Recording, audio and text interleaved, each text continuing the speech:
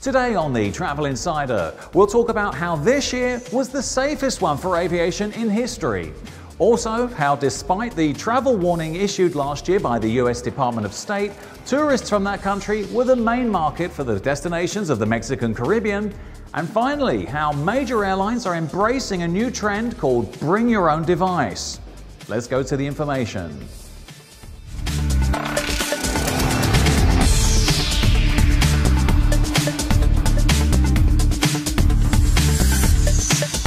2017 was the safest year in history for commercial airlines, according to industry research. There were no passenger jet crashes anywhere in the world. Separate reports by Dutch consultancy 2seventy and the Aviation Safety Network found. This was despite more flights being made than ever before. A report by the Airline Safety Network said there were a total of 10 fatal accidents, resulting in 79 deaths last year. That compared with 16 accidents and 303 lives lost in 2016. Aviation deaths have been steadily falling for the last 2 decades. In 2005, there were more than 1,000 deaths on board commercial passenger flights worldwide. ASN said the accident rate was 1 fatal passenger flight per accident per 7.3 million flights.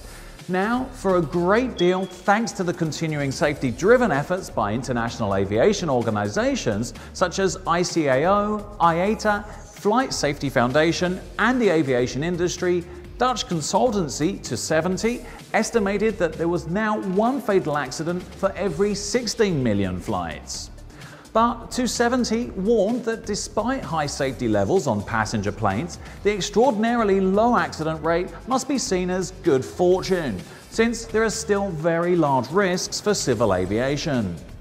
Among the main risk factors for the industry are fears of lithium-ion batteries catching fire on board, as well as mental health issues and fatigue.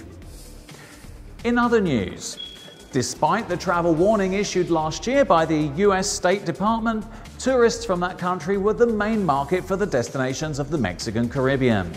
This invited the airlines to grant a vote of confidence and increase their flights from different points of the states to Cancun. According to a report by Bloomberg, Southwest Airlines, Spirit Airlines, and Delta Airlines added new flights to this city in the state of Quintana Roo, while United Continental designated one of its largest aircraft to make the weekly route from Chicago. One of the factors that led to a greater influx of tourists to this destination is that during this year, other countries in the Caribbean were affected by the onslaught of various hurricanes, which caused severe damage. Hence, Mexico quickly became the airline's biggest international market, as stated by Stephen Swan, Director of International Planning and Airline Partnerships in Southwest Airlines, who pointed out that no matter how many warnings or natural disasters, people tend to have a relatively short-term memory. Along with the high connectivity that the destination offers, the depreciation of the Mexican currency has also been an incentive for tourism between Mexico and the United States, which was reflected, for example, in November, when the influx of passengers at Cancun's International Airport increased 6.3% to the figures of the previous year. And finally, as part of a major cost-cutting measure, major airlines are embracing a new trend called Bring Your Own Device. Several major airlines seem highly interested in phasing out screens in airline seat backs.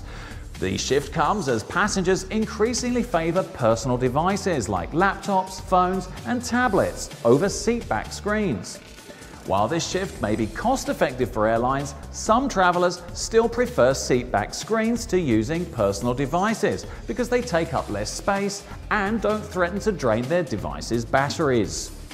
This means airlines will still need to make investments in outlets and increase the quality of their entertainment offerings to gain a competitive edge over their rivals. Travelers that own quality portable screens with long battery life will remain unaffected. But not everyone is in such an enviable situation. Those opposed to the move argue that it's elitist and that it will encourage profiteering from the airlines because it could pave the way for them to charge an extra fee for movie access. But hey, we're all quite used to paying for such things by now, aren't we? That was all for today. Don't forget to follow us on all our social media and leave us a comment to let us know what you think.